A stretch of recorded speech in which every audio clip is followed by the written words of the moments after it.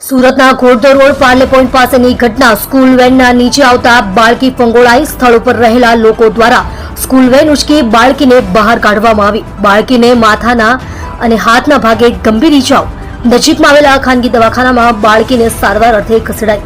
ખાનગી દવાખાના તબીબ દ્વારા બાળકીની સારવાર કરી। તમે જોઈ રહ્યા છો કેપી ન્યૂઝ ચેનલ રફીક શેખની સાથે।